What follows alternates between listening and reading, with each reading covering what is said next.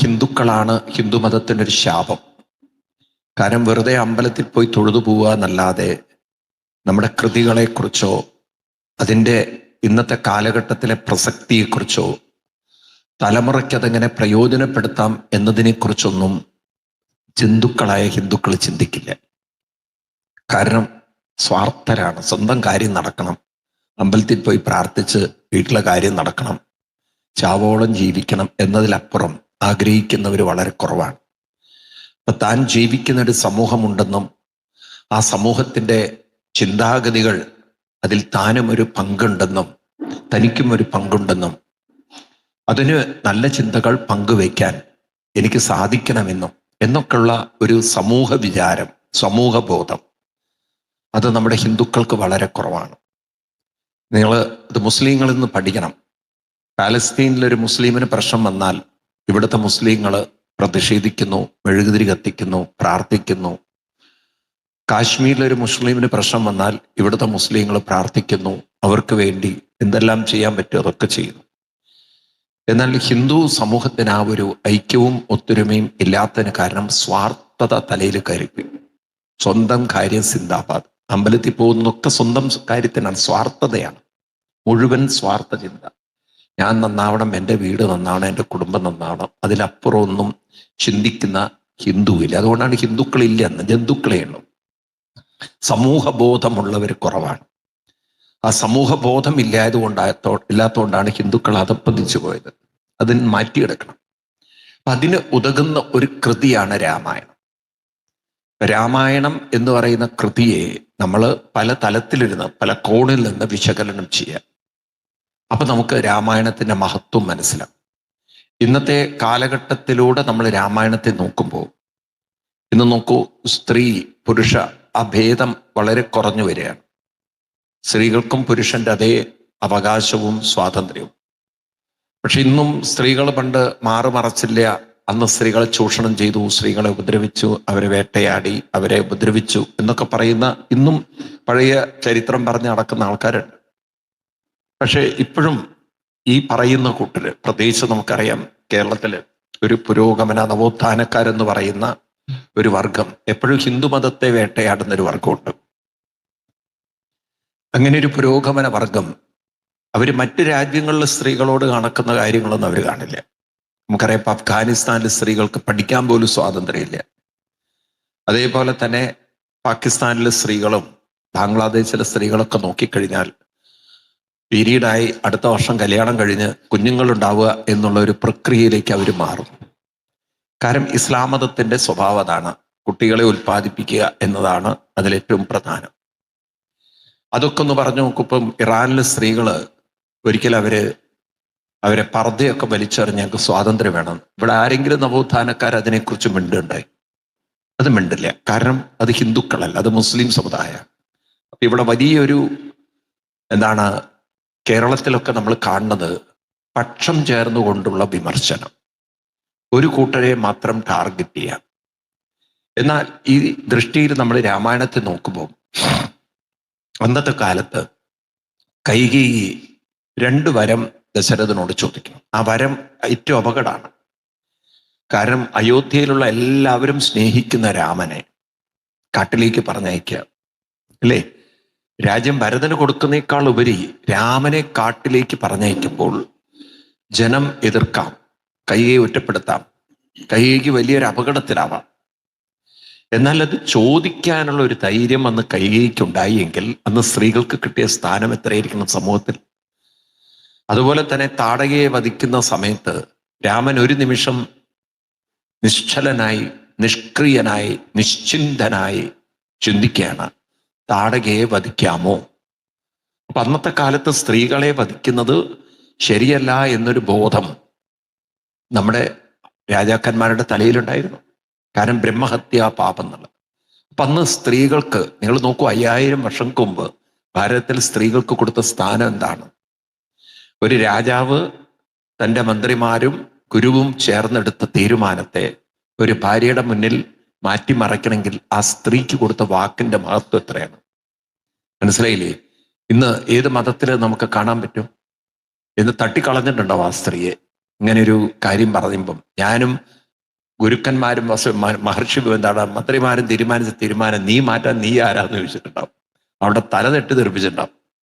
അവിടെയൊക്കെയാണ് നമ്മുടെ ഭാരതത്തില് സ്ത്രീകൾക്ക് കൊടുത്ത സ്ഥാനം, സ്ത്രീകൾക്ക് കൊടുത്ത ബഹുമാനം. ശ്രീരാമസ്വാമി സീതാദേവിയെ കാട്ടിലേക്ക് കൊണ്ടുപോകുന്ന രംഗം ഞാൻ ഇന്നലെ പറഞ്ഞു. അപ്പം എനിക്ക് പാണിഗ്രഹണ മന്ത്രം ഉപദേശിച്ചിട്ടുണ്ട്. ആ പാണിഗ്രഹണ മന്ത്രം പ്രകാരം ഞാൻ അങ്ങയെ സേവിക്കാൻ ബാധ്യസ്ഥയാണ്, എന്നെ ഇവിടെ ഉപേക്ഷിച്ചു പോകരുത് എന്ന് പറയുന്ന സീതാദേവി അപ്പം ഭർത്താവിൻ്റെ ഏറ്റവും കഠിനമായ ഒരു ജീവിതചര്യയില് അല്ലെങ്കിൽ യാത്രയില് താനും അതിൻ്റെ ഒരു ഭാഗമായി തീരണം എന്ന ഒരു മനസ്സ് ഒരു അന്നത്തെ സ്ത്രീകൾക്കുണ്ടായിരുന്നു എന്ന് പറഞ്ഞു കഴിഞ്ഞാൽ അപ്പൊ ആ സ്ത്രീ മഹത്വം എത്രമാത്രം ഉജ്ജ്വലമായിരുന്നു എന്ന് നമുക്ക് കാണാൻ സാധിക്കും. ഇനി വേറൊരു സ്ത്രീത്വത്തിലേക്കാണ് നമ്മൾ പോകുന്നത്. ഇവിടെ രാമൻ കാട്ടിലേക്ക് പോവാൻ തയ്യാറായി യാത്ര ചോദിക്കാൻ അച്ഛൻ്റെ അടുത്തേക്ക് പോവാണ്. അപ്പൊ അതിനു മുമ്പ് രാമനും സീതയും ലക്ഷ്മണനും പോകുമ്പോൾ ലക്ഷ്മണനെ നോക്കിക്കൊണ്ട് സുമിത്രാദേവി പറയുന്ന വരികളാണ് നമ്മൾ ഇന്നലെ പറഞ്ഞു നിർത്തിയത്. അപ്പൊ സുമിത്രാദേവി ലക്ഷ്മണനെ അടുത്ത് വിളിച്ച് പറയുന്ന വരികളുണ്ട്. രാമായണത്തിൽ സുമിത്രാദേവിയുടേതെന്ന് പറയുന്ന 4 വരികൾ ഇത് മാത്രമേ ഉള്ളൂ. അപ്പൊ സുമിത്രാദേവി ഇത് നമുക്ക് നമ്മുടെ ചരിത്രത്തിൽ തന്നെ രേഖപ്പെടുത്തിയിട്ടുള്ള വരികളായിട്ടാണ് പറയുന്നത്.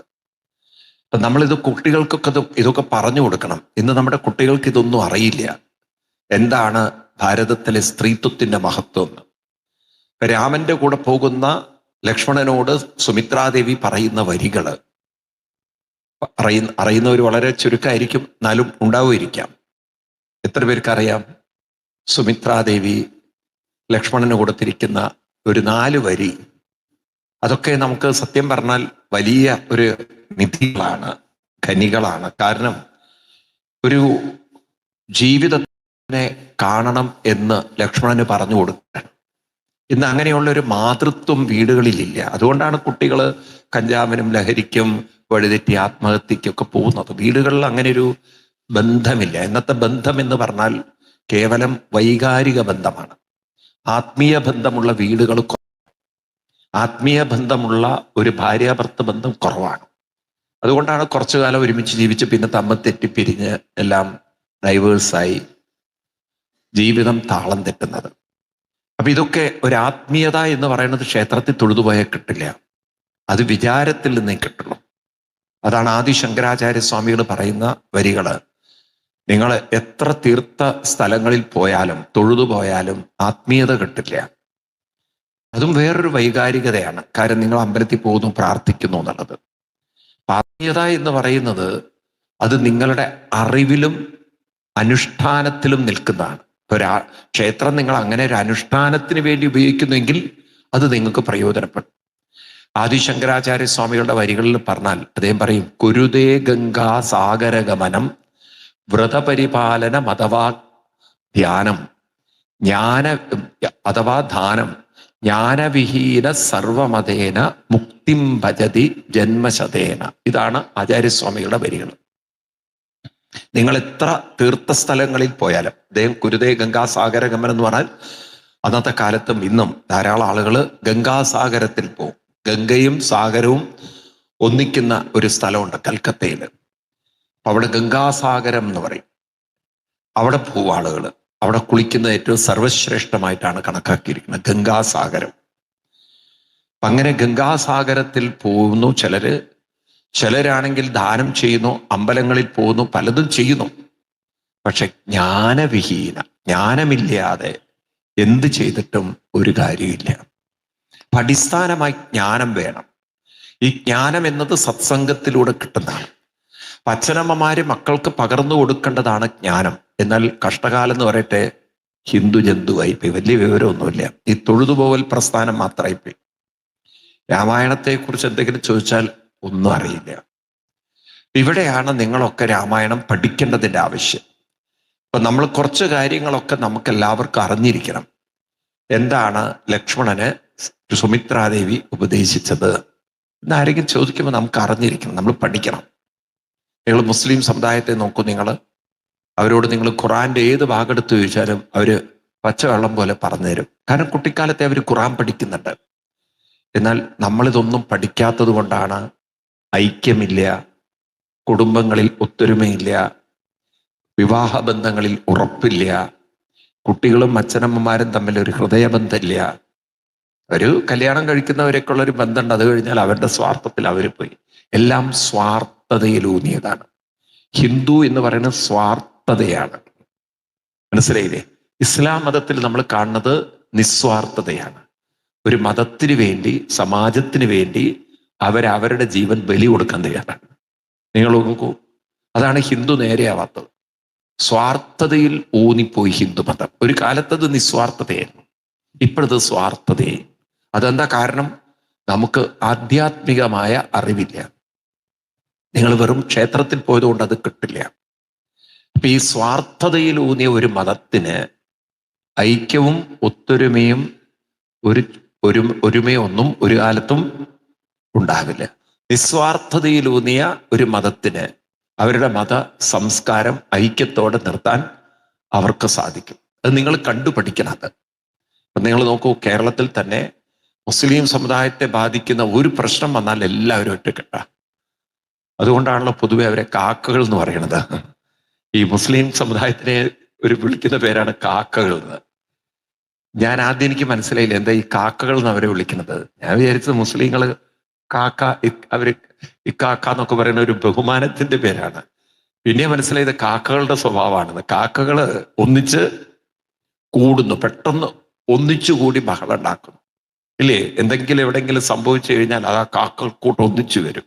എന്നിട്ട് അവിടെ കാക്ക ഒരുപാട് ശബ്ദ കോലാഹലം ഉണ്ടാക്കും എന്നതുപോലെയാണ്. എന്നാൽ ഹിന്ദുവിന്റെ കാര്യത്തിൽ ഒരു ആക്കിയില്ല. അത് ആടിന്റെ സ്വഭാവമാണ്. ഒറ്റയ്ക്ക് ഇരുന്ന് ഇങ്ങനെ അലറും അമറും. വേറെ ഒരാട് എവിടെയെങ്കിലും ഒറ്റപ്പെട്ടു വിചാരിക്കുക. നിങ്ങൾ നോക്കൂ, ആടുകളെ അഴിച്ചു വിട്ടു, എവിടെയെങ്കിലും ഒരു കുഴിയിൽ ചെന്ന് ആട് വീണു, അത് അവിടെ കടന്ന് കരയുമ്പോൾ മറ്റേ ആടുകൾ ആ വഴിക്ക് നോക്കില്ല. ഇതാണ് ഹിന്ദു, സ്വാർത്ഥതയിൽ കുരുങ്ങിപ്പോയി. അതുകൊണ്ട് ഹിന്ദു നേരെയാവുന്നില്ല. എന്നും ദാരിദ്ര്യം, എന്നും സാമ്പത്തിക ബുദ്ധിമുട്ട്, അത് ഇത് എന്നും കുറവുകൾ പറയാനേ ഹിന്ദുവിനുള്ളൂ. മനസ്സിലായില്ലേ?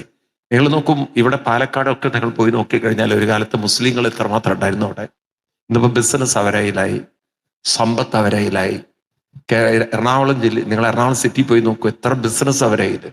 അവരടിക്കടിക്ക് പുരോഗതി പറയാം. മലപ്പുറം ജില്ല നിങ്ങൾക്ക് ചിന്തിക്കാൻ പറ്റില്ല, കണ്ണൂര്.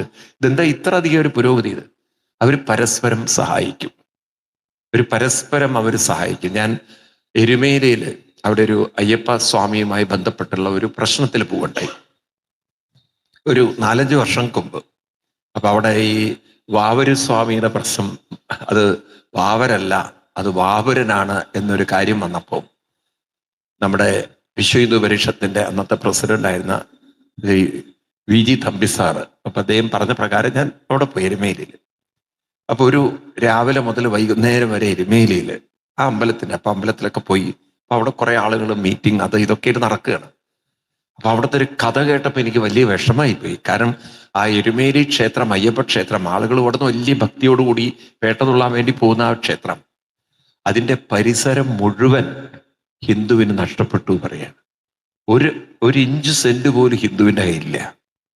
അപ്പൊ എന്താ കാരണം എന്ന് വെച്ച് കഴിഞ്ഞാല് അവിടുത്തെ പള്ളിയില് വേട്ട തുള്ളുന്നത് പള്ളിയിൽ നിന്നാണ് തുടങ്ങുന്നത്. അപ്പൊ ആ പള്ളിയിൽ ഒരുപാട് പൈസ വന്ന് വീഴും. ഒരു വർഷം മിനിമം 3-4 കോടി രൂപയാണ് വന്ന് വീഴുക ആ പള്ളിയില്, മുസ്ലിം പള്ളിയില്. ഹിന്ദു ക്ഷേത്രത്തിൽ വീണ ദേവസ്വം ബോർഡ് എടുത്തുകൊണ്ടു, അത് ഹിന്ദുവിന് വലിയ ഉപകാരമില്ല. എന്നാൽ പള്ളിയിൽ വീഴുന്നത് അവിടെ പള്ളി കമ്മിറ്റിയുടെ കയ്യിലാണ്. ആ പള്ളി കമ്മിറ്റിയിൽ കിട്ടുന്ന പൈസ അവരെന്ത് വെച്ചാൽ അവിടുത്തെ മുസ്ലിങ്ങൾക്ക് ഇൻട്രസ്റ്റ് ഫ്രീ ആയിട്ട് കൊടുക്കും, പണം കൊടുക്കും. ഇപ്പൊ ഞാൻ അവിടുത്തെ ഒരു പള്ളിയിലത്തെ അവിടുത്തെ ഒരു മുസ്ലിം ആണെങ്കിൽ എനിക്കൊരു 50 ലക്ഷം വേണം, എനിക്ക് തരും. ഞാൻ ആ 50 ലക്ഷം കൊണ്ട് തിരിച്ചടയ്ക്കണം. അപ്പൊ അവർക്ക് പണം കിട്ടി കയ്യില്. ഈ പണം കൊണ്ട് അവർ ആ സ്ഥലമൊക്കെ വാങ്ങിച്ചു കൂട്ടി. മനസ്സിലായില്ലേ? ഹിന്ദുവിനാണെങ്കിൽ അത് വലിയ വില കിട്ടുന്നത്. പക്ഷെ ഈ ജന്തു അറിഞ്ഞില്ല, ഇതൊരു വർഷം ശബരിമല സീസൺ വരുമ്പോൾ ഈ 50 ലക്ഷം അവന് മുതലാക്കുന്നുണ്ടെന്ന്. ഇപ്പൊ നിങ്ങൾ അവിടെ പോയി നോക്കൂ, ശബരിമല സീസണിൽ അവിടെ കെട്ടിയിരിക്കുന്ന എല്ലാ ഷോപ്പുകളും ഹിന്ദുക്കളാണ് അധികം എടുക്കുന്നത്, അല്ലെങ്കിൽ ക്രിസ്ത്യൻസ്, എന്നിട്ട് ഹിന്ദുവിനെ കൊണ്ട് നടത്തിക്കും. മുസ്ലിംസ് അത് കെട്ടും, അവരെ സ്ഥലത്ത് ഹിന്ദുവിനത് ലീസിന് കൊടുക്കും. ഓരോ കടയ്ക്കും ലീസ് എടുക്കുന്നത് 25 ലക്ഷം, 15 ലക്ഷം, 30 ലക്ഷം. ആലോചിച്ച് നോക്ക്. അപ്പൊ ഒരു 2 വർഷം കൊണ്ട് അവൻ വാങ്ങിച്ച പൈസ അവന് മുതലായി. എന്തുകൊണ്ട് അവര് നന്നാവണോ? അവരിൽ ഐക്യമുണ്ട്. എന്തുകൊണ്ട് ഹിന്ദു നേരെയാവില്ല? സ്വാർത്ഥത, ഒടുക്കത്തെ സ്വാർത്ഥത. നന്നാവില്ലേ നമ്മള്? അപ്പൊ നമ്മള് ആദ്യം വേണ്ടതുണ്ടല്ലോ, കുറെയൊക്കെ നമുക്ക് രാമായണം പോലുള്ള കൃതികളൊക്കെ പഠിക്കുകയും പഠിപ്പിക്കുകയൊക്കെ വേണം.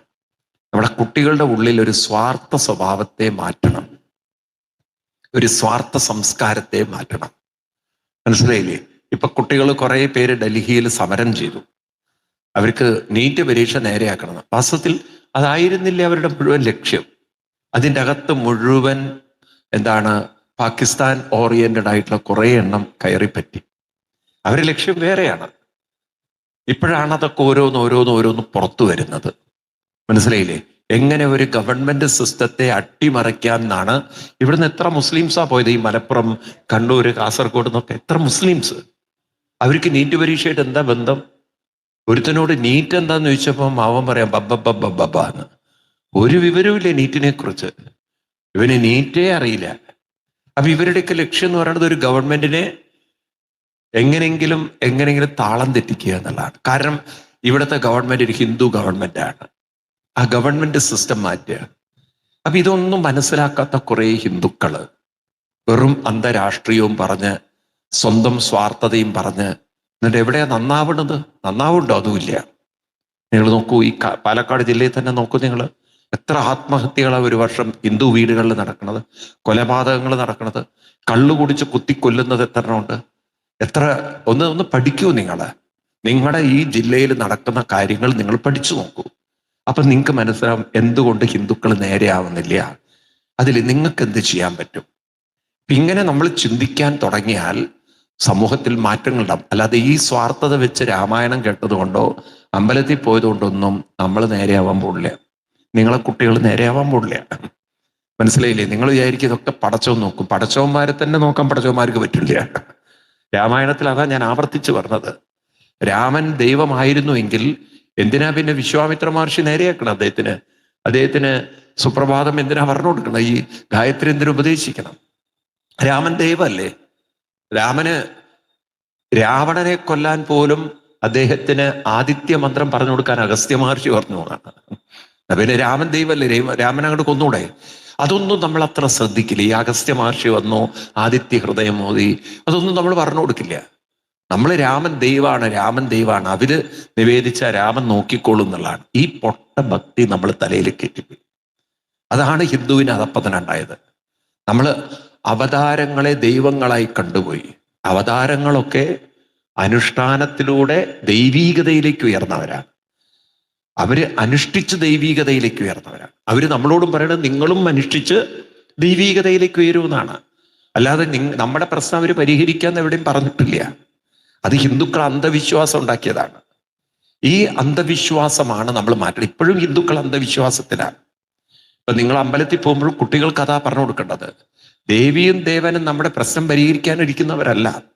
ഒരു ശ്ലോകം നിങ്ങൾക്ക് കാണിച്ചു തരാൻ പറ്റും എവിടെങ്കിലും? ഒരു ശ്ലോകം ഗീതയിലില്ല, ഭാഗവതത്തിലില്ല, രാമായണത്തിലില്ല. ഇതേതോ അച്ഛനമ്മമാര് തെറ്റിദ്ധരിപ്പിച്ച് നമ്മുടെ തലയിൽ കയറ്റി വെച്ചിരിക്കുകയാണ്.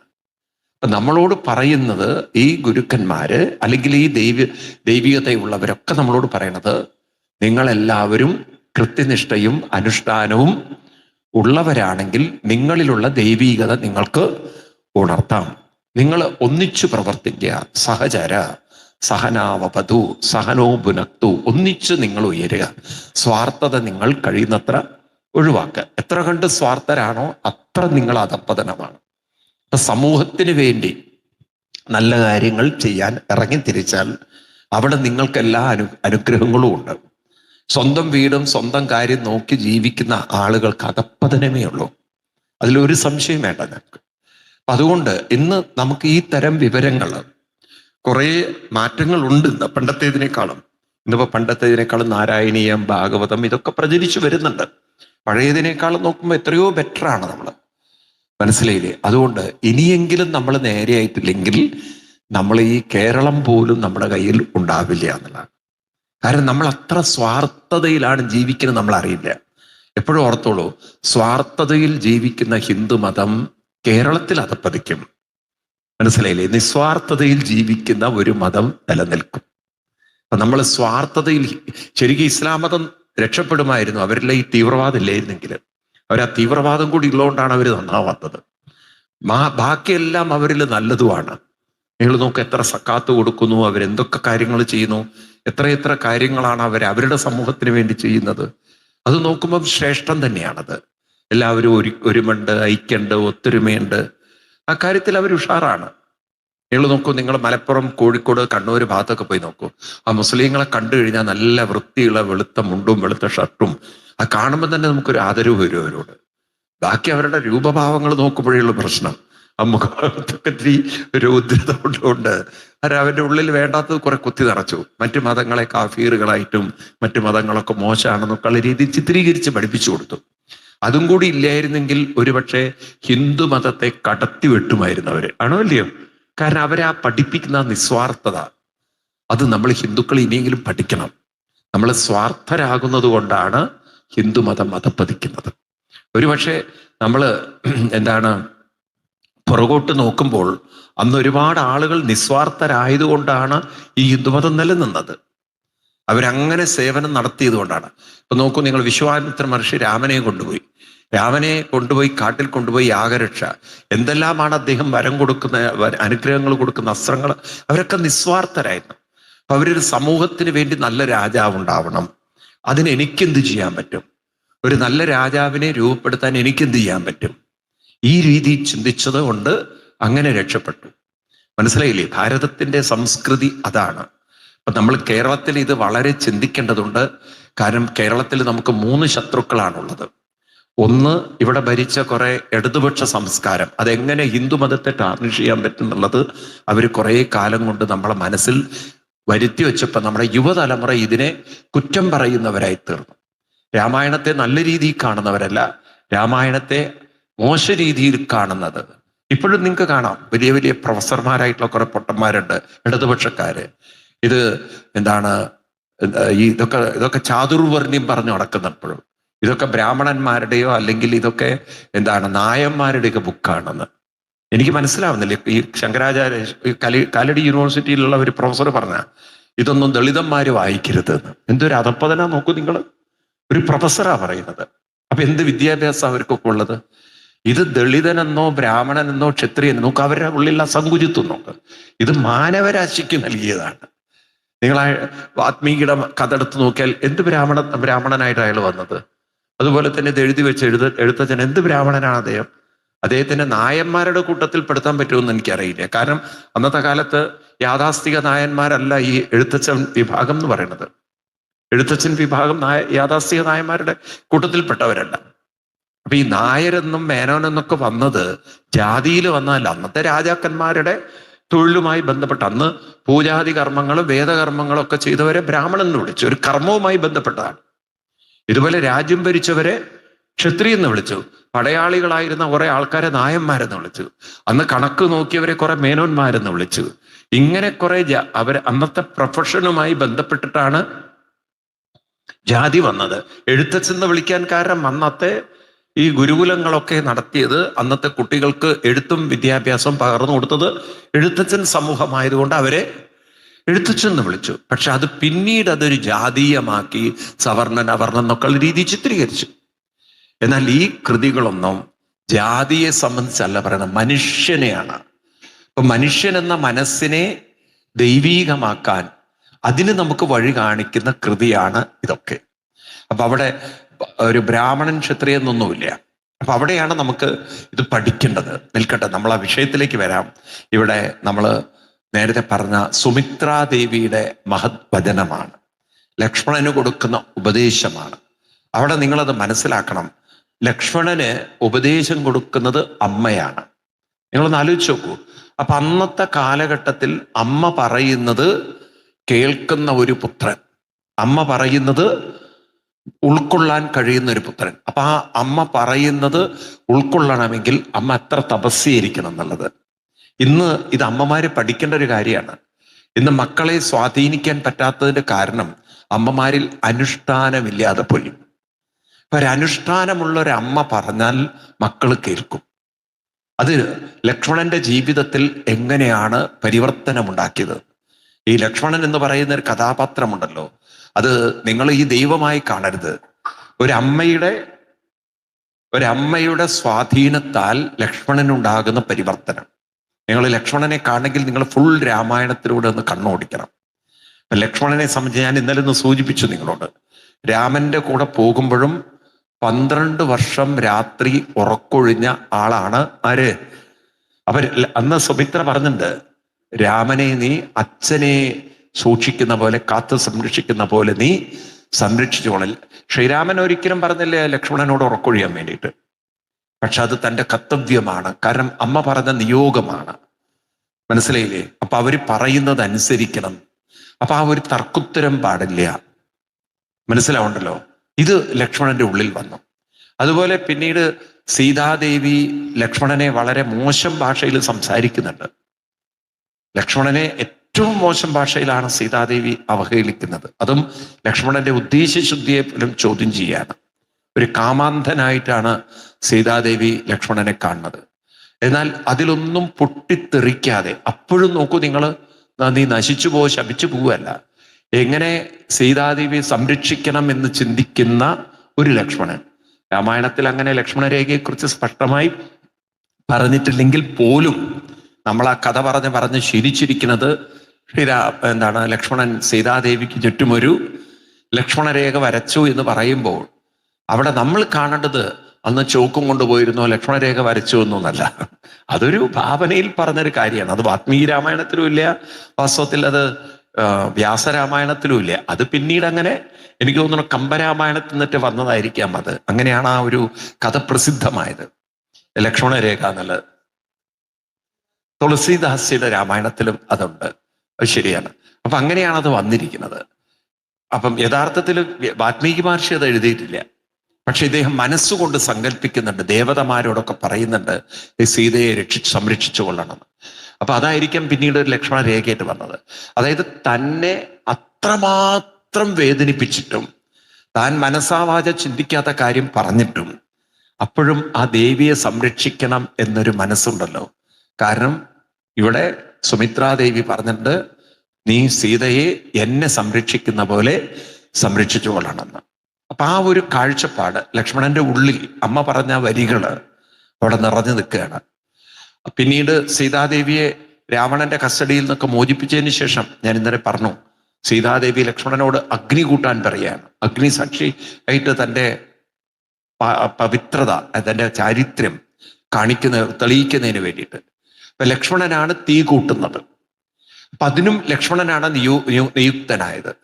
അപ്പോഴും ആ അമ്മ പറയുന്നത് അനുസരിക്കുക. അത് കഴിഞ്ഞ് പിന്നീട് സീതാദേവിയെ ഉത്തര രാമായണത്തിൽ വരുമ്പം ഗർഭിണിയായ സീതയെ കാട്ടിൽ നമ്മൾ പറയുന്ന ഉപേക്ഷിക്കുന്നു.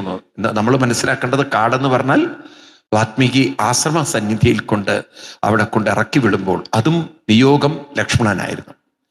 പിന്നീട് വീണ്ടും അശ്വമേധ യാഗ സമയം നടത്തുന്ന സമയത്ത് സീതാദേവിയെ വാത്മീകി ആശ്രമത്തിൽ നിന്ന് കൂട്ടിക്കൊണ്ടുവരുന്നതും ലക്ഷ്മണനാണ്. ഇങ്ങനെ സീതാദേവിയെ കൊണ്ടുവരിക, സീതാദേവി പറയുന്നത് പോലെ തീ കൂട്ടുക, ഇതൊക്കെ ചെയ്യുന്ന ആ ലക്ഷ്മണൻ സീതാദേവിയാൽ ഏറ്റവും വേദനിക്കപ്പെട്ട വ്യക്തിയാണ്.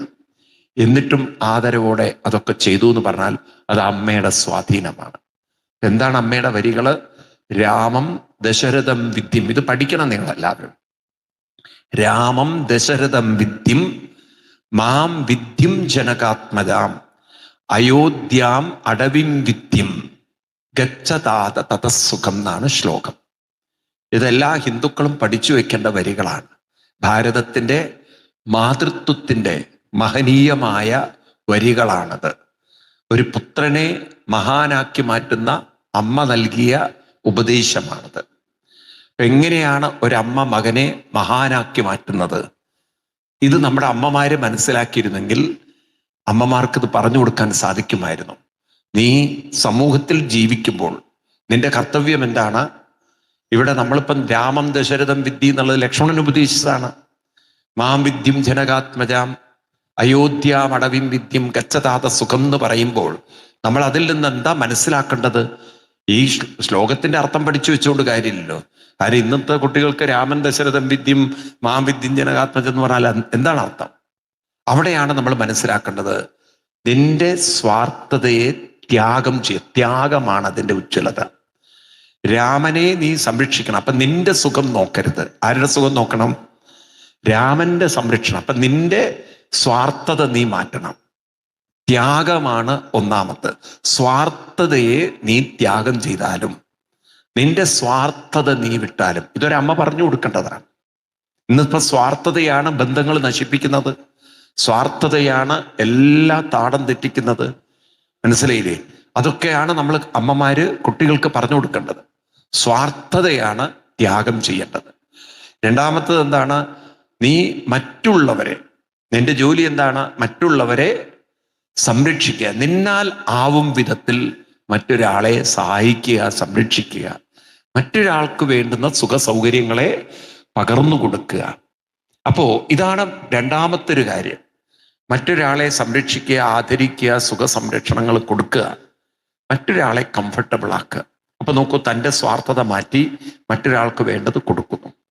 ഇനി മറ്റുള്ളവരെന്ത് പറഞ്ഞാലും ശരി, എന്തു തന്നെ നിന്നെ വേദനിപ്പിച്ചാലും ശരി, അപ്പൊ നീ ഒരിക്കലും പ്രക്ഷുബ്ധനാവരുത്, പൊട്ടിത്തെറിക്കരുത്.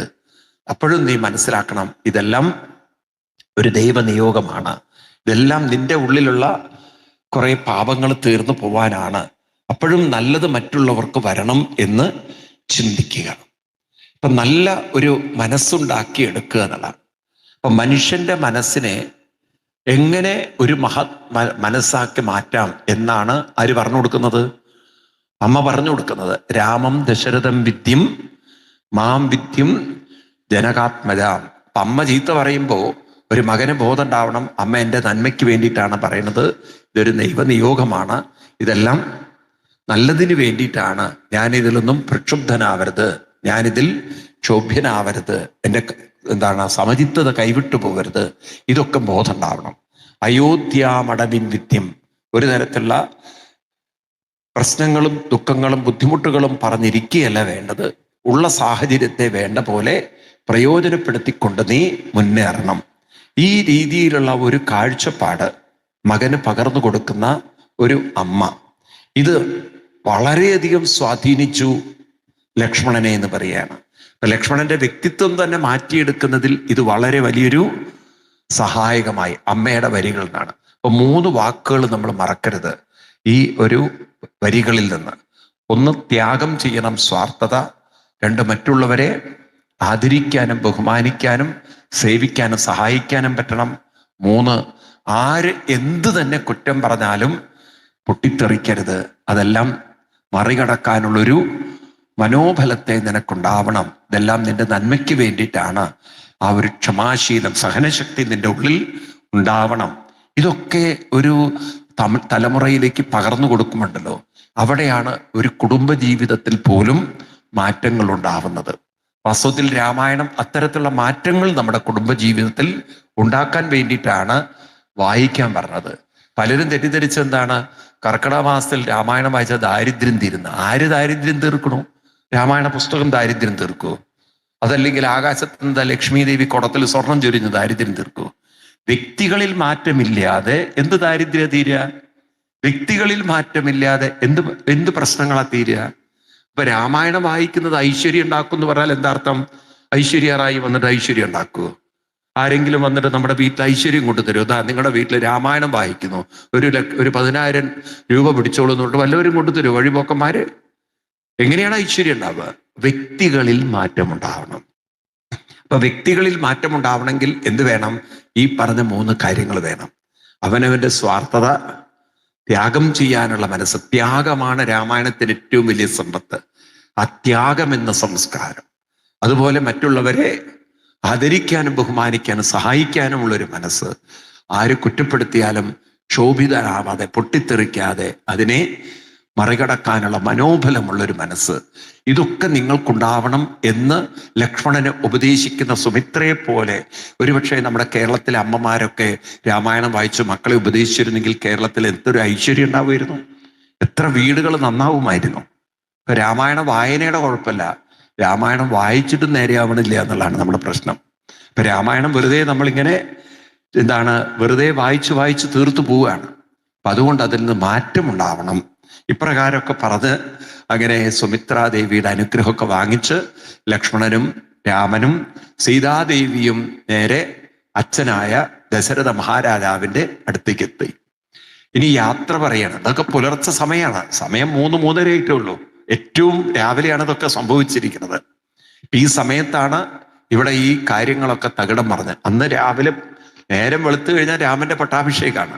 അപ്പൊ പട്ടാഭിഷേകം നടക്കാൻ സൂര്യോദയത്തിന് മുമ്പാണ് ഇതെല്ലാം താളം തെറ്റി തകിടം മറഞ്ഞു പോയത്.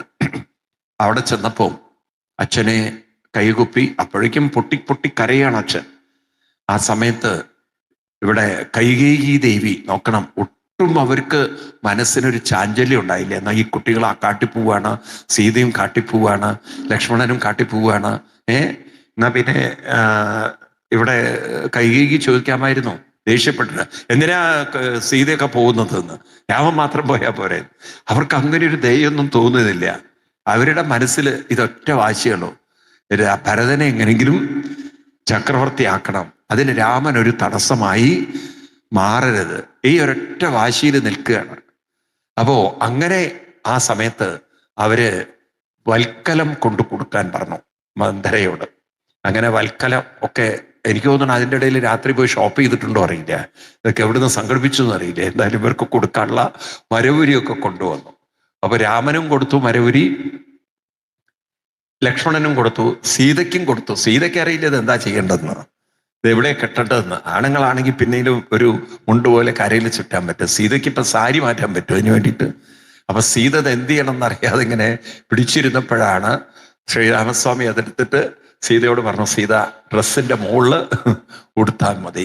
അങ്ങനെ സീതാദേവി തന്റെ വസ്ത്രത്തിന്റെ മുകളിൽ അത് ഉടുത്തു. ഇതൊക്കെ കണ്ടപ്പോഴേക്കും വസിഷ്ഠർക്ക് അങ്ങോട്ട് കോപം വന്നു. വസിഷ്ഠർ പറഞ്ഞു, മൂഢയെ, കുറെ ചീത്ത വിളിച്ചു കൈകേയിയെ. നോക്കണം, രാജാവിന്റെ ഏറ്റവും ഇഷ്ടപത്നിയെ അന്ന് വസിഷ്ഠര് പോലും ശപിക്കേണ്ട ഒരവസ്ഥ വന്നു. എന്ത് തെറ്റാണ് സീത ചെയ്തത്? രാമനെ അല്ലേ നീ കാട്ടിൽ പോകാൻ പറഞ്ഞയച്ചത്? രാമനല്ലേ നീ മരവുരി കൊടുക്കാൻ യോഗ്യതയുള്ളൂ? എന്തിനാണ് സീതയ്ക്ക് അത് കൊടുത്തു? മഹാപാപമല്ലേ നീ ചെയ്യുന്നത് എന്നൊക്കെ പറഞ്ഞ് കുറെ ചീത്ത ആ വസിഷ്ഠരുടെ വായിൽ നിന്നും ആർക്ക് കേൾക്കേണ്ടി വന്നു? കൈകേയിക്ക് കേൾക്കേണ്ടി വന്നു. ഇതെല്ലാം കൂടി കണ്ടപ്പോഴേക്കും ദശരഥന്റെ താളം തെറ്റി. ദശരഥൻ അവിടുന്ന് ഉറക്കെ അലറിക്കൊണ്ട് പറഞ്ഞു, എത്രയും വേഗം എന്നെ രാമന്റെ മാതാവ് കൗസല്യയുടെ ഗൃഹത്തിൽ കൊണ്ടാക്കണം. ഇനി ഒരു നിമിഷം പോലും ഈ ദുഷ്ടയുടെ കൂടെ ഞാൻ നിൽക്കില്ല എന്നാണ്. നോക്കൂ, രാജാവിന് അത്രയും ഒരു മാനസിക ബന്ധമുള്ള, രാജാവ് അത്രയും സ്നേഹിച്ച, രാജാവ് അത്രയും ഇഷ്ടപ്പെട്ട, ഒരുപക്ഷെ രാജാവ് തൻ്റെ സമ്പത്ത് നല്ലൊരു ശതമാനം ചെലവഴിച്ച ആ കൈകേയിയോട് ഒരു നിമിഷം വെറുപ്പ് വന്നതോടുകൂടി ആ കൈകേയി അടുത്ത് നിൽക്കുന്നത് പോലും രാജാവിന് വിഷമമുള്ള കാര്യമായി മാറി. അപ്പൊ ഈ സ്നേഹം എന്നൊക്കെ പറയുന്നതുണ്ടല്ലോ, സ്വാർത്ഥതയിലുള്ള സ്നേഹമാണെങ്കിൽ അതിന് ആയുസ്സില്ല. ഇന്ന് നമ്മുടെ സമൂഹത്തിൽ നടക്കുന്ന, പ്രത്യേകിച്ച് നമ്മുടെ ഹിന്ദു സമൂഹത്തിൽ, നിങ്ങൾ കുട്ടികളോടൊക്കെ പറയണം, സ്വാർത്ഥ ബന്ധങ്ങൾക്ക് ആഴമില്ല, സ്വാർത്ഥ ബന്ധങ്ങൾക്ക് ഹൃദയമില്ല. അതെപ്പോ വേണമെങ്കിലും പൊട്ടിപ്പിടർന്നു പോവാം. കാരണം അതൊക്കെ സമ്പത്തിലും സൗന്ദര്യത്തിലും ഭൗതിക സുഖത്തിലും ഭൗതികമായ കാര്യങ്ങളിൽ മാത്രം നിൽക്കുന്നതാണ്. വിലയില്ല. ലോകത്തിലെ ഏറ്റവും വലിയ സുന്ദരിയായിരുന്നു ക്ലിയോപാട്ര. അവര് സൂയിസൈഡ് ചെയ്യുക ചെയ്തത്. എന്താ കാരണം വെച്ചാൽ ഒരു നിമിഷം കൊണ്ട് അവര് മനസ്സിലാക്കി, തന്നെ സ്നേഹിക്കുന്നവരൊക്കെ തൻ്റെ ശരീരത്തെയാണ് നോക്കുന്നത്. തൻ്റെ ആത്മാവിനെ, തൻ്റെ ഹൃദയത്തെ ഉൾക്കൊള്ളാൻ പറ്റുന്നവരാരും ഉണ്ടായില്ല. നിങ്ങൾ നോക്കൂ, സമ്പൽ സമൃദ്ധിയിൽ ജീവിച്ച ജയലളിത അവസാനം മാനസികമായി തകർന്ന് തരിപ്പണായിട്ടാണ് മരിച്ചത്. ജയലളിതയുടെ അവസാനത്തെ കാലത്തെ നാളുകളൊക്കെ നോക്കൂ നിങ്ങൾ. അവസാനം അവർ പറഞ്ഞു, എല്ലാവരും എൻ്റെ സമ്പത്തിനെയാണ് സ്നേഹിച്ചത്, എന്നെ ഹൃദയപൂർവ്വം സ്നേഹിക്കാൻ ആരും ഉണ്ടായില്ല. ഇതൊക്കെ നമുക്കുള്ള പാഠങ്ങളാണ്. ഇത് കൈകേയിയും ദശരഥനും തമ്മിലുള്ള ബന്ധമുണ്ടല്ലോ, നിങ്ങൾ നോക്കണം, അത് നിങ്ങൾക്കൊക്കെ ഉള്ളൊരു പാഠങ്ങളാണ്. മക്കളോടൊക്കെയുള്ള സ്നേഹം ഒക്കെ സ്വാർത്ഥതയിലൂന്നിയതാണെങ്കിൽ അവര് നിങ്ങളുടെ പണത്തിലും നിങ്ങളുടെ മറ്റു കാര്യങ്ങളിലും നോക്കും, സ്വത്തിലും നോക്കും. എന്നിട്ട് പിന്നെ നിങ്ങൾ കരയും, ഓ ഞങ്ങളെ അല്ല സ്നേഹിച്ചത്, ഇവർക്ക് വേണ്ട സ്വത്താണ്, അതിലേക്കാണ് കണ്ണുവെക്കുന്നത്. മനസ്സിലായില്ലേ? ഇന്ന് കുറേ എണ്ണം ഓൾഡ് ഏജ് ഹോം പോകാനുള്ള കാരണം അതാണ്. കാരണം അവർ മനസ്സിലാക്കിയില്ല. അപ്പം സ്നേഹബന്ധം എന്ന് പറയുന്നത് ഹൃദയബന്ധമാവണമെങ്കിൽ ആത്മീയത വേണം. അതിനാണ് ചെറുപ്പത്തിൽ തന്നെ കുട്ടികളെയൊക്കെ നാമജപം പഠിപ്പിക്കേണ്ടിയിരുന്നത്. ഒരു ക്ഷേത്രത്തിൽ പോകുമ്പോൾ നാമം ജപിക്കാനാണ്, തൊഴുതു പോവാനല്ല. ഒരു 108 തവണയൊക്കെ നമ്മൾ നാമം ക്ഷേത്രത്തിൽ പോയി ജപിച്ചിരുന്നെങ്കിൽ ആ അച്ഛനോടും അമ്മയോടുള്ള ആദരവ് 10 മടങ്ങ് കൂടുമായിരുന്നു. മനസ്സിലായില്ലേ? എന്തുകൊണ്ടാണ് ശ്രീരാമസ്വാമി കാട്ടിൽ പോവാൻ ഒരു മടിയും കാണിക്കാഞ്ഞത്? ശ്രീരാമസ്വാമിക്ക് എന്താ കാടിനോട് ഇത്രയൊരു ഇന്നലെ പറഞ്ഞില്ലേ, കാട്ടിലേക്ക് നീ 14 വർഷം പോയിക്കോളൂ എന്ന് പറഞ്ഞപ്പം അതിലെന്താ ഒരു ബുദ്ധിമുട്ടെന്ന് ലാഘവത്തോടെ പറയാൻ കാരണം കാട്ടിൽ പോകുമ്പോൾ അങ്ങനെ ഒരു ആത്മീയ അന്തരീക്ഷം ഉണ്ടെന്ന് രാമൻ അറിയാം. രാമൻ കാണുന്ന കാട് ദശരഥൻ കണ്ട കാടല്ല. ദശരഥൻ കാണുന്ന കാട് ക്രൂരമൃഗങ്ങളും ദുഷ്ടജീവികളും അതുപോലെ തന്നെ രാക്ഷസന്മാരും മായാവികളൊക്കെ ഉള്ള കാടാണ്. രാമൻ കാണുന്ന കാടെന്ന് പറയുന്നത് മഹർഷിവര്യന്മാരുടെ തപോ ഗൃഹങ്ങളാണ്, അല്ലെങ്കിൽ തപോ പർണശാലകളാണ്. അവിടെ രാമന് മനസ്സിലായി അവരുടെ കൂടെ ഇരുന്ന് സത്സംഗം ചെയ്യുമ്പോൾ, അവരെ കൂടെ ഇരുന്ന് നാമജപം ചെയ്യുമ്പോൾ മാനസികമായി ഉയരാൻ പറ്റുന്നുള്ളത് മനസ്സിലാവുണ്ടല്ലോ. ഈ ഒരു സംസ്കാരം അച്ഛനമ്മമാരുണ്ടാക്കി കൊടുത്തില്ല. ഇതൊക്കെ രാമായണത്തിൽ നമ്മൾ പഠിക്കണം. എന്താണെന്ന് കുടുംബ വ്യവസ്ഥകൾ താളം തെറ്റുന്നത്, നാളെ പ്രായമായവരെന്തുകൊണ്ട് അവഗണിക്കപ്പെടുന്നു? കാരണം നിങ്ങൾ ഉണ്ടാക്കുന്ന ബന്ധം സ്വാർത്ഥതയാണ്. നിങ്ങൾ ഉണ്ടാക്കുന്ന ബന്ധം വെറും വൈകാരികമാണ്, ഭൗതികമാണ്. വെറും വൈകാരിക ഭൗതിക ബന്ധത്തിന് ആയുസ് വളരെ കുറവാണ്. അപ്പൊ കുട്ടിക്കാലത്ത് കുട്ടികൾ വൈകാരികതയിലാണ് വളരുക. അമ്മയെ സ്നേഹിക്കണു, അമ്മയെ കെട്ടിപ്പിടിക്കണു, അമ്മ താലോലിക്കണു, അമ്മ സ്നേഹം കൊടുക്കുന്നു, അമ്മ ഭക്ഷണം കൊടുക്കുന്നു, അമ്മ ഇഷ്ടപ്പെട്ട കാര്യങ്ങളൊക്കെ അവർക്ക് വേണ്ടതൊക്കെ ഒരുക്കി കൊടുക്കുന്നു. ഇതൊക്കെ ഒരു വൈകാരികമാണ്. ഈ കുട്ടി വളർന്നു വളർന്നു വലുതാകുമ്പം അതിലും വലിയ വൈകാരിക ഇത് വരും ഭാര്യയായിട്ട്. അപ്പൊ പിന്നെ അമ്മയുടെ വൈകാരിക സ്നേഹമൊന്നും ആവശ്യമില്ല കുട്ടികൾക്ക്. അപ്പൊ പിന്നെ അടുത്തത് സമ്പത്തിലേക്ക് ശ്രദ്ധ വന്നു. അപ്പൊ പിന്നെ സമ്പത്ത് എങ്ങനെ അമ്മയിൽ നിന്നെടുക്കാം, അച്ഛനിൽ നിന്നെടുക്കാം, ഇതാണ് ചിന്ത വരിക. അപ്പം അവിടെയാണ് നമ്മൾ മനസ്സിലാക്കേണ്ടത്, വൈകാരിക ബന്ധത്തിനോടൊപ്പം തന്നെ ആത്മീയ ബന്ധം ഇല്ലെങ്കിൽ ദശരഥൻ കൈകേയിയെ വെറുത്ത പോലെ നാളെ മക്കൾ നമ്മൾ വെറുക്കും. കൈകേയിയെ ദശരഥൻ വെറുത്ത് ഒരു നിമിഷം ആ കൈകേയിയുടെ ഗൃഹത്തിൽ നിന്നും എന്നെ കൗസല്യ മാതാവിന്റെ ഗൃഹത്തിലേക്ക് കൊണ്ടാക്കണം എന്ന് ദശരഥൻ പറഞ്ഞിട്ടുണ്ടെങ്കിൽ ആ വൈകാരിക ബന്ധത്തിന്റെ പരിമിതി അത്രയേ ഉള്ളൂ. മനസ്സിലായില്ലേ? ഇത് നമ്മൾ തിരിച്ചറിയേണ്ടതുണ്ട്. ഇത് നമുക്കുള്ളൊരു പാഠമാണ്. ആണോ അല്ലയോ? അത് നമ്മൾ ഓരോരുത്തരും മനസ്സിലാക്കണം. അതായത് ബന്ധം പ്രായം കൂടുന്തോറും ഏത് ബന്ധമാക്കണം? ആത്മീയ ബന്ധമാക്കി മാറ്റണം, ആത്മീയ അനുഷ്ഠാനമുള്ളതാക്കി തീർക്കണം.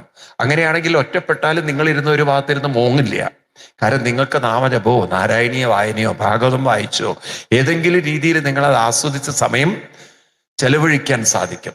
ഇതിലൊന്നും ഒരു പരിശീലനം നേടാതെ പോയാൽ, ഇതിലൊന്നും നിങ്ങൾ ശ്രദ്ധ വെക്കാതെ വെറും സാമ്പാറും അവിയലും തോരനും ഉണ്ടാക്കി കഴിഞ്ഞാൽ ഒരു ദിവസം മക്കൾ നിങ്ങളെ തോരിയിടും.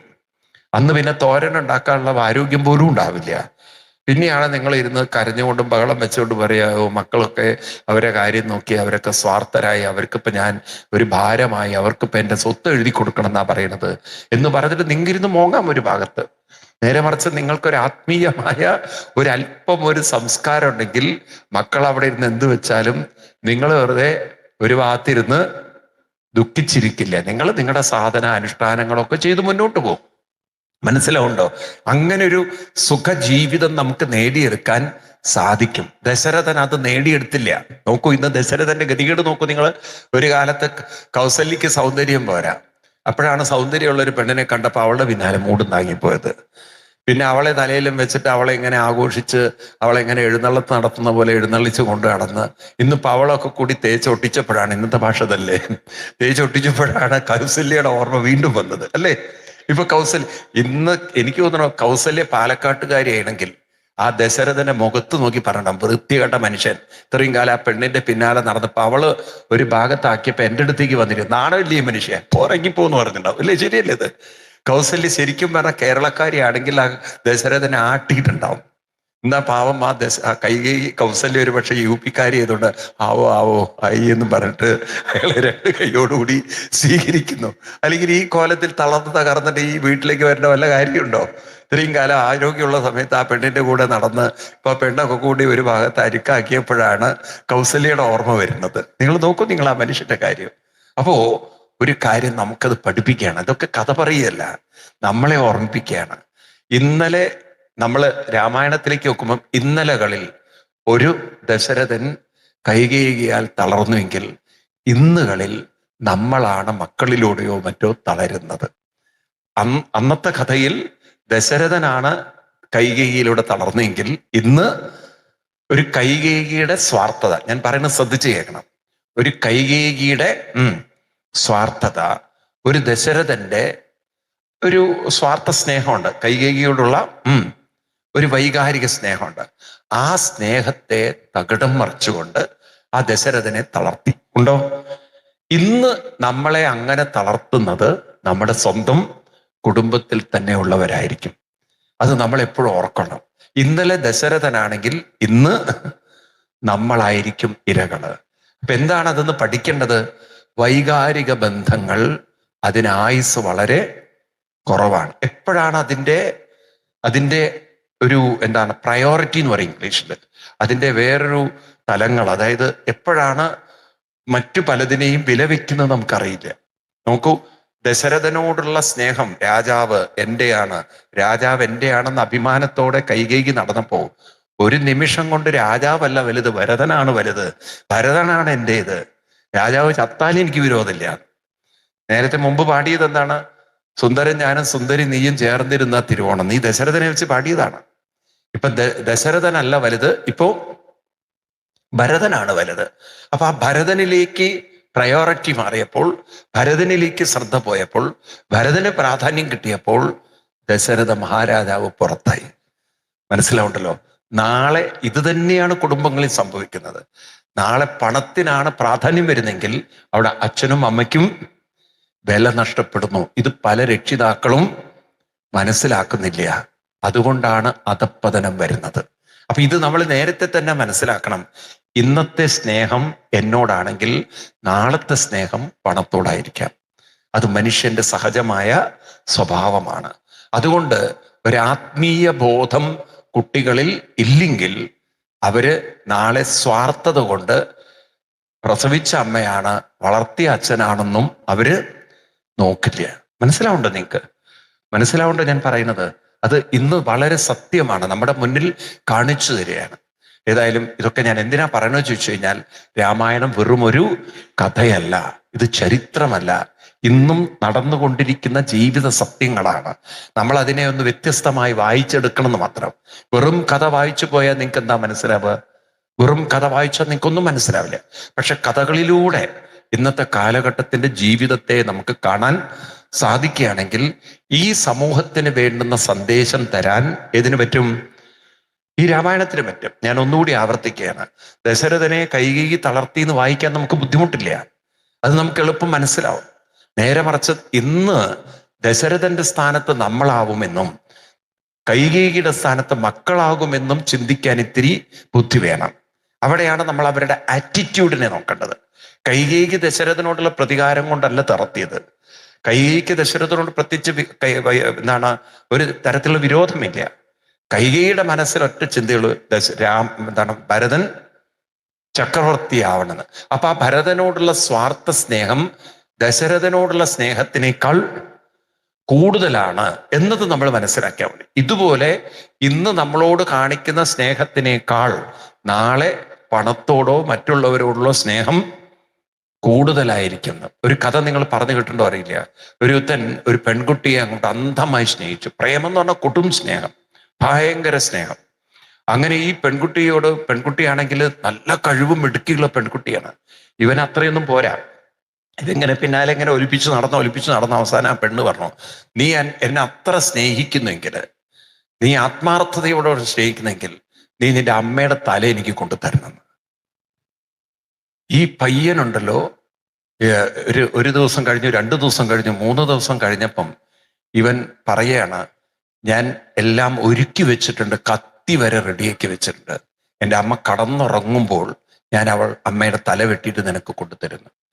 ഈ പെണ്ണ് ഉടനെ തന്നെ ഇവനോട് പറഞ്ഞു, ഇവളുടെ ബന്ധുക്കളോട് പറഞ്ഞു, ഇവനെ നല്ല ചുട്ടടി കൊടുക്കണം. ഒരു പെണ്ണിന് വേണ്ടിയിട്ട് സ്വന്തം അമ്മയെ ഇവൻ കൊല്ലാമെന്ന് പറഞ്ഞാൽ നാളെ ഇവന് വേറെ വല്ലതിനോടാണ് പ്രാധാന്യം കിട്ടുന്നെങ്കിൽ ഇവൻ എന്നെയും കൊല്ലാൻ മടിക്കില്ല. ഇവനാണോ എന്നെ സ്നേഹിക്കുന്നത്? മനസ്സിലാവുണ്ടോ നിങ്ങൾക്ക്? ഇത്തരം സ്നേഹങ്ങളാണ് ഇന്ന് നമ്മുടെ സമൂഹത്തിൽ കാണുന്നത്. മനസ്സിലാവുണ്ടല്ലോ?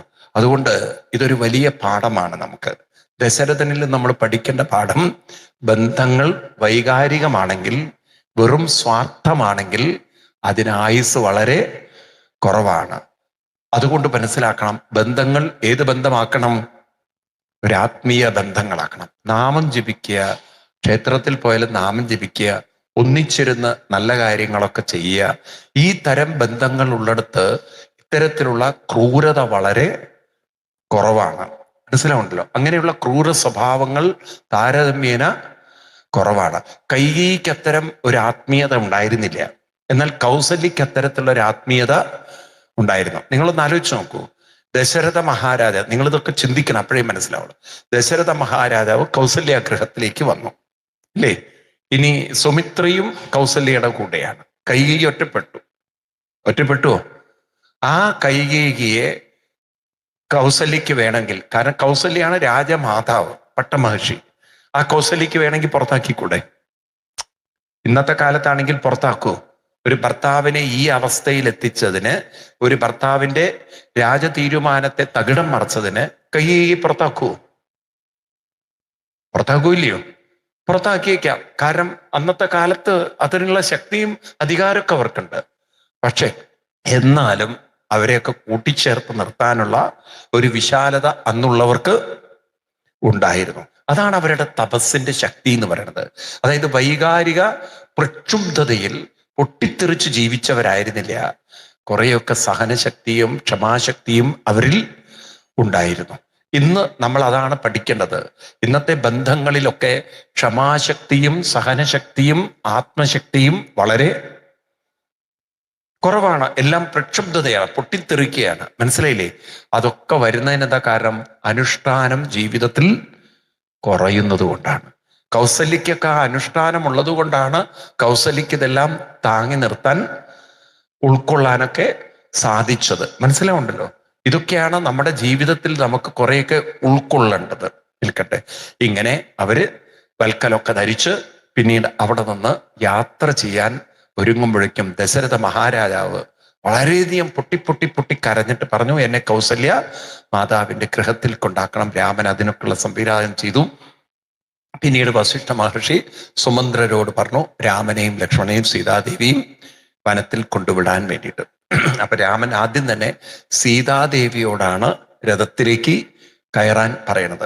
ആദ്യം തന്നെ സീതയെ ആ ഒരു രഥത്തിൽ കയറ്റി, പിന്നീട് രാമൻ കയറി, ലക്ഷ്മണൻ കയറി, അങ്ങനെയാണ് പോകുന്നത്. ഇതൊക്കെ നമുക്ക് കാണിച്ചു തരുന്നത്, ശ്രീരാമസ്വാമി സീതയെ കയറ്റിയതിന് ശേഷമാണ് ശ്രീരാമസ്വാമി കയറുന്നത്. അതെന്താണെന്ന് വെച്ച് കഴിഞ്ഞാൽ അപ്പോഴും ആ വൈകാരികത, ഒരു വിഷമം, എല്ലാം വിട്ടുപോകുന്ന വിഷമം അവിടെ രാമനെ തളർത്തുന്നില്ല. അപ്പോഴും സീതാദേവിക്ക് ഇതൊക്കെ സ്വാധീനിക്കും, ഇത്തിരി വിഷമമുണ്ടാവും, സീതാദേവിയുടെ മനസ്സിൽ ചാഞ്ചല്യങ്ങൾ ഉണ്ടാവാം. കാരണം അമ്മയെ വിട്ടു, എല്ലാം വിട്ട് കാട്ടിലേക്ക് പോവുകയാണ്. അപ്പൊ സീതാദേവിയുടെ മനസ്സിനൊരു ഫലം കൊടുക്കണം. അപ്പൊ സീതാദേവിയുടെ കൂടെ താനുണ്ട് എന്നുള്ളൊരു ധൈര്യം പകർന്നു കൊടുക്കുക. അപ്പൊ നോക്കൂ നിങ്ങള്, കൂടെയുള്ളവർക്കൊരു മനോബലം കൊടുക്കുക. നഷ്ടപ്പെട്ടതിനെ ഓർത്തിരുന്ന് ദുഃഖിച്ച് കരഞ്ഞ് വിഷമിച്ച് പോവാതെ, മനസ്സിലാവുണ്ടല്ലോ ഏത് തലത്തിലാണ് ജീവിതം കൊണ്ടു നടക്കേണ്ടത്. അപ്പൊ മനസ്സിനെ അത്രയും അടക്കം വെച്ചവർക്ക്, അല്ലെങ്കിൽ മനസ്സിനെ അത്രയും പരിശീലിപ്പിച്ചെടുക്കുന്നവർക്ക് ഒരു ദുരന്തത്തിൽ നിന്നും വേറൊന്നിലേക്ക് മനസ്സിനെ മാറ്റിയെടുക്കാൻ സാധിക്കുള്ളൂ. നിങ്ങൾ നോക്കുക, ആ ഒരു സന്ദർഭങ്ങളൊക്കെ നിങ്ങളൊന്ന് നോക്കിക്കഴിഞ്ഞാൽ, അച്ഛനെ വിട്ട് എല്ലാം നഷ്ടപ്പെട്ട് പോകുന്ന ഒരു യാത്ര എങ്ങനെയായിരിക്കും ആ മാനസികാവസ്ഥ? തളർന്നൊരു മനസ്സായിരിക്കുമോ? ആയിരിക്കുമോ? ഇല്ലയോ? അപ്പോഴും രാമൻ അച്ഛനെ വിട്ടുപോയതിനെ, അമ്മയെ വിട്ടുപോയതിന് കരയല്ല, സീതാദേവിയെ ശ്രദ്ധയോടെ രഥത്തിലേക്ക് കയറ്റുമ്പോൾ കഴിഞ്ഞു പോയതിനെ പിന്നോട്ട് നോക്കിയിരുന്ന് കരയല്ല, കൂടെയുള്ളതിനെ സംരക്ഷിച്ചുകൊണ്ട് മുന്നോട്ട് പോവുക. അതാണ് ആ മനോബലത്തിന്റെ ശക്തി. അപ്പൊ ഇവരൊക്കെ ശരിക്കും പറഞ്ഞാൽ മനസ്സിനെ സാധാരണ മനുഷ്യരിൽ നിന്നും ഉയർത്തിയവരാണ്. ഇത് മനുഷ്യർക്കും കുറെയൊക്കെ സാധിക്കുകയാണെങ്കിൽ മാനുഷിക ജന്മങ്ങളും അല്ലെങ്കിൽ മനുഷ്യ ജീവിതവും കുറേയും കൂടി ഉത്കൃഷ്ടമാവും. അപ്പൊ ഇതൊന്നൊക്കെ നമുക്ക് പഠിക്കാനുള്ളൊരു കാര്യം എന്താണ്? മനസ്സിനെ ഉയർത്തിക്കൊണ്ടേയിരിക്കുക, മനസ്സിനെ കൂടുതൽ ആത്മീയമാക്കിക്കൊണ്ടേയിരിക്കുക. അപ്പൊ നമുക്ക് ദുഃഖത്തെ മറികടക്കാം, കൂടെയുള്ളതിനെ കൈപിടിച്ചുയർത്താനും സാധിക്കും. ഒരു വലിയ പ്രക്ഷുബ്ധതയിൽ മനസ്സൊരിക്കലും തളരുകയില്ല. മനസ്സിലായില്ലേ? ഇന്നിതൊക്കെ പറയേണ്ട കാലമാണ്. കാരണം ഇന്ന് ചെറിയ ചെറിയ വിഷമങ്ങളിൽ ആത്മഹത്യ ചെയ്യുന്നവരാണ്. ഭർത്താവ് അങ്ങനെ പറഞ്ഞു എന്ന് പറഞ്ഞിട്ട് ആത്മഹത്യ ചെയ്യുന്നവരുണ്ട്, ഉണ്ടോ? അല്ലെങ്കിൽ ഭാര്യ എങ്ങനെ പറഞ്ഞു എന്ന് പറഞ്ഞിട്ട് ആത്മഹത്യ ചെയ്യുന്നവരുണ്ട്. ആണുങ്ങൾ പോലും ആത്മഹത്യ ചെയ്യുന്നു. നിങ്ങൾ കഴിഞ്ഞ ഒരു 6-7 മാസം മുമ്പ് വായിച്ചു കാണാം ഒരു വാർത്ത. ഒരു പെൺകുട്ടി ഒരു പയ്യനെ ഇങ്ങനെ ചേർത്ത് നിർത്തിയിട്ട് അവളൊരു വീഡിയോ ഉണ്ടാക്കി, അങ്ങനെ റീലുണ്ടാക്കി അവൾ പോസ്റ്റ് ചെയ്തു. ആ പയ്യൻ കോഴിക്കോട് എവിടെയുള്ള ഒരു പയ്യൻ അത് ആത്മഹത്യ ചെയ്തു എന്നിട്ട്, വായിച്ചിട്ടുണ്ടല്ലോ പത്രത്തില്. അപ്പൊ നോക്കൂ, ചെറിയൊരു മനോവിഷമം തട്ടുമ്പോഴേക്കും ഞാൻ തെറ്റ് ചെയ്തിട്ടില്ലെങ്കിൽ പിന്നെ ഞാൻ എന്തിനായിരുന്നു കരയുന്നത്? എന്നെക്കുറിച്ച് ആരെന്ത് റീലുണ്ടാക്കിയാലും എനിക്കെന്ത്? അത് അവരുടെ ചെലവ്. മനസ്സിലായി? ഇപ്പൊ നരേന്ദ്രമോദിയെ കുറിച്ച് എന്തൊക്കെ റീലുകൾ ആളുകൾ ഉണ്ടാക്കുന്നത്, അതിലൊക്കെ അയാൾ ആത്മഹത്യ ചെയ്യാൻ പോയാൽ എങ്ങനെ ഇരിക്കും? അപ്പൊ അതിനൊക്കെ ഉള്ളൊരു മനോബലം ഇല്ലാതെ പോയത് എന്തുകൊണ്ടാണ്? ദുർഭാഗ്യമുള്ള അച്ഛനമ്മമാരെ കിട്ടി. നല്ലൊരു അച്ഛനമ്മമാരെ കിട്ടിയിരുന്നെങ്കിൽ അതുണ്ടാവില്ല. ഈ തൊഴുതു പോകുന്ന അച്ഛനമ്മമാരാണ് കൂടെയുള്ളത്. ഒരല്പനേരം നാമം ജപിപ്പിക്കുന്ന ഒരു അച്ഛനമ്മമാരെ കിട്ടിയിരുന്നെങ്കിൽ, സുമിത്രയെ പോലെ ഒരു അമ്മയെ കിട്ടിയിരുന്നെങ്കിൽ ഒരിക്കലും അങ്ങനെ താളം തെറ്റുമായിരുന്നില്ല. അതാണ് നമ്മുടെ ഇന്ന് സമൂഹത്തിൽ നമുക്കില്ലാതെ പോയത്. നല്ലൊരു അച്ഛനമ്മമാരെ കിട്ടാനില്ല. ഈ തൊഴുതുപോകൽ പ്രസ്ഥാനക്കാരാണ് കൂടുതലും. മനസ്സിലായില്ലേ? കുറച്ചു നേരമൊക്കെ മക്കളെ കൊണ്ട് നാമം ജപിപ്പിച്ച് എന്നാലേ നിങ്ങൾക്ക് മനോബലം ഉണ്ടാവുള്ളൂ, അനുഷ്ഠാനം ചെയ്താലേ മനോബലം ഉണ്ടാവുള്ളൂ എന്ന് പറഞ്ഞു കൊടുക്കുന്ന അച്ഛനമ്മമാരില്ല. നിൽക്കട്ടെ, ഏതായാലും ഇവര് രഥത്തിൽ കയറി ഇനി കാട്ടിലേക്കുള്ള യാത്രയാണ്. അപ്പം ഇവര് കാട്ടിലേക്ക് പോകാൻ തുടങ്ങിയപ്പോ കുറെ നാട്ടുകാർ രാവിലെ ഇവരറിഞ്ഞു. ആകെ സംഭവം കുറച്ചു പേരൊക്കെ അറിഞ്ഞപ്പോഴേക്കും അവർക്കൊക്കെ ദുഃഖമായി. കാരണം രാമനെ വിട്ടുപിരിയാൻ അവർക്ക് പറ്റുന്നില്ല. അവര് രാമന്റെ പിന്നാലെ, രഥത്തിന്റെ പിന്നാലെ അവര് നടക്കാൻ തുടങ്ങി. രാമൻ നോക്കുമ്പോണ്ട് രാവിലെ തന്നെ വലിയൊരു രഥഘോഷയാത്ര പോലെ കുറെ എണ്ണം പുറകില്.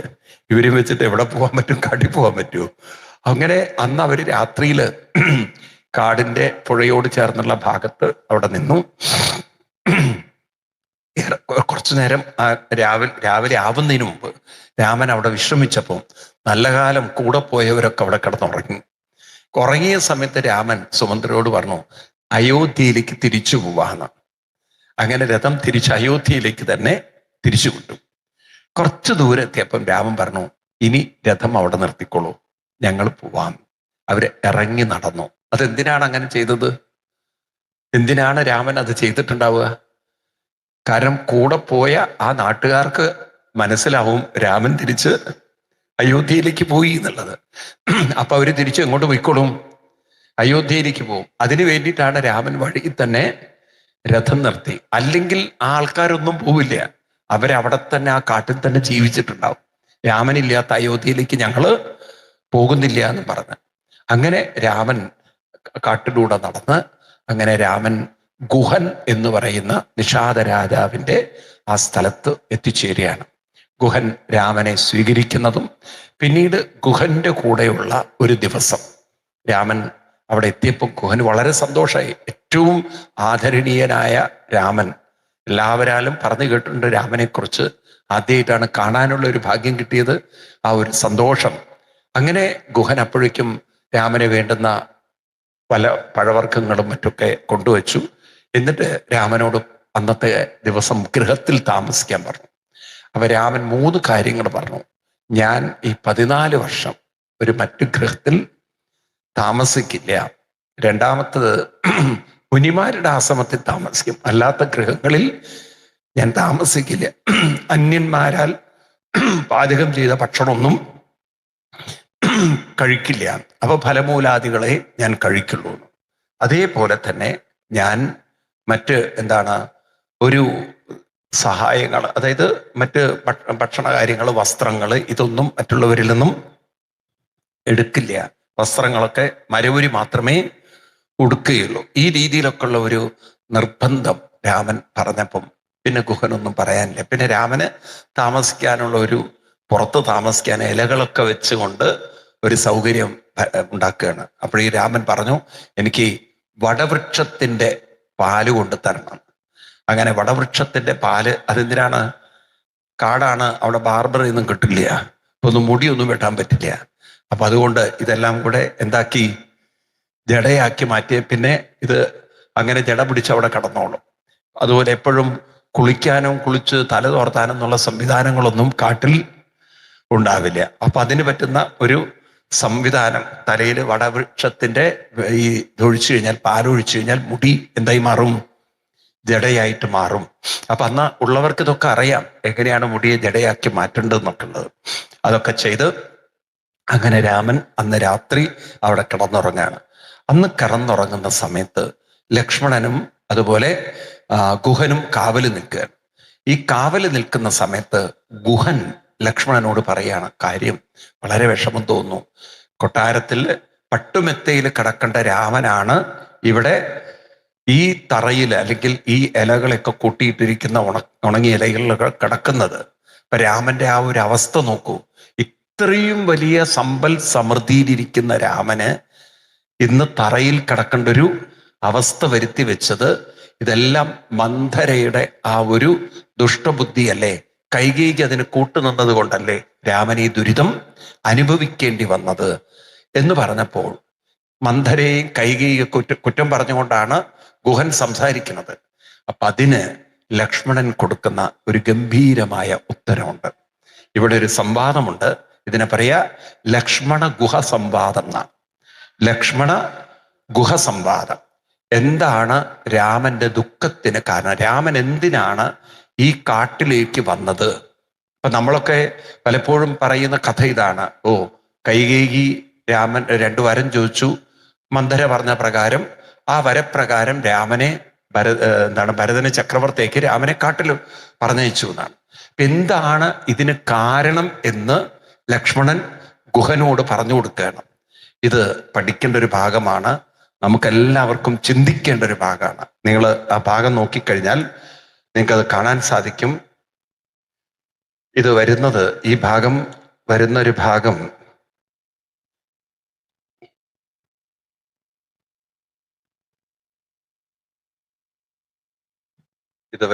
ഭാഗം എവിടെയാണ്? രാമായണത്തില്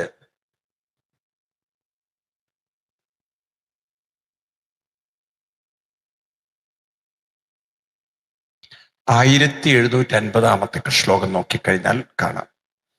ശ്രീരാമദേവനോ ദുഃഖമുണ്ടാകുവാൻ 1740 1750 ആ ഭാഗങ്ങളൊക്കെ നോക്കിയാൽ കാണാം. ശ്രീരാമദേവനോ ദുഃഖമുണ്ടാകുവാൻ കാരണഭൂതയായി വന്നിതു കൈകേയി, മന്ദരാചിത്തമാസ്തായ കൈകേയി തൻ ഹന്ത മഹാപാപമാചരിച്ചാളല്ലോ.